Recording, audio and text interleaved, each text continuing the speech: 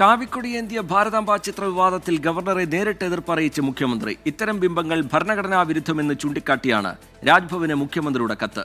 ഇന്നലെ സർവകലാശാലയിലുണ്ടായ ക്രമസമാധാന പ്രശ്നങ്ങൾ ചൂണ്ടിക്കാട്ടി സർക്കാരിന് കത്തയക്കാൻ രാജ്ഭവനും തീരുമാനിച്ചിട്ടുണ്ട്. സെനറ്റ് ഹാളിൽ ഗവർണറുടെ പരിപാടിയിൽ ഭാരതാംബയുടെ ചിത്രം വെച്ച സംഘാടകർക്കെതിരെ നിയമ നടപടിക്കൊരുങ്ങുകയാണ് കേരള സർവകലാശാല. കാവിക്കൊടിയേന്തിയ ഭാരതാംബ ചിത്രത്തെ ചൊല്ലിയുള്ള തർക്കവും പ്രതിഷേധവും ഇന്നലെ ക്രമസമാധാന പ്രശ്നങ്ങളിലേക്ക് എത്തി. പ്രതിഷേധമുണ്ടായിട്ടും കേരള സർവകലാശാല സെനറ്റ് ഹാളിൽ നടന്ന പരിപാടിയിൽ പങ്കെടുത്ത് വിവാദ ചിത്രത്തിന് മുന്നിൽ വിളക്ക് കൊളുത്തിയത് ഗവർണറുടെ വെല്ലുവിളിയായിട്ടാണ് സർക്കാർ വിലയിരുത്തുന്നത്. ഇതോടെയാണ് വിവാദത്തിൽ നിലപാട് വ്യക്തമാക്കി മുഖ്യമന്ത്രി ഗവർണർക്ക് കത്തയച്ചത്. ഇത്തരം ബിംബങ്ങൾ ഭരണഘടനാ വിരുദ്ധമെന്ന് മുഖ്യമന്ത്രി കത്തിൽ ചൂണ്ടിക്കാട്ടി. സർക്കാർ പരിപാടികളിൽ ഇത് പാടില്ലെന്നും ഓർമ്മപ്പെടുത്തൽ.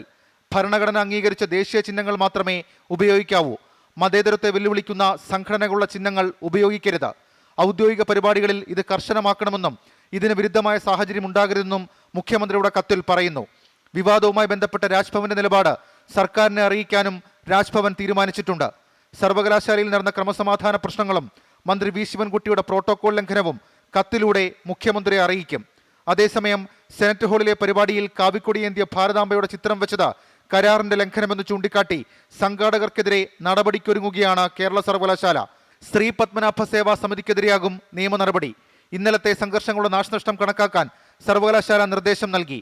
ചാൻസലർ വിഭാഗീയത സൃഷ്ടിക്കാൻ ശ്രമിക്കുന്നുവെന്ന് ഉന്നത വിദ്യാഭ്യാസ മന്ത്രി ആർ ബിന്ദു വ്യക്തമാക്കി. കാവിക്കൊടിയേന്തിയ പട്ടുസാരി ഉടുത്ത സ്വതന്ത്ര ജനാധിപത്യ ഇന്ത്യയിൽ അംഗീകരിച്ചിട്ടില്ലാത്ത ആ ഭാരതാംബയെയാണ് അദ്ദേഹം ഇപ്പോൾ പോകുന്നിടത്തെല്ലാം കൊണ്ടു നടക്കുന്നത്. ഇന്നലത്തെ സംഘർഷങ്ങളുടെ പശ്ചാത്തലത്തിൽ SFI KSU പ്രവർത്തകർക്കെതിരെ കന്റോൺമെന്റ് പോലീസ് സ്വമേധയാ കേസെടുത്തിട്ടുണ്ട്. 24 തിരുവനന്തപുരം.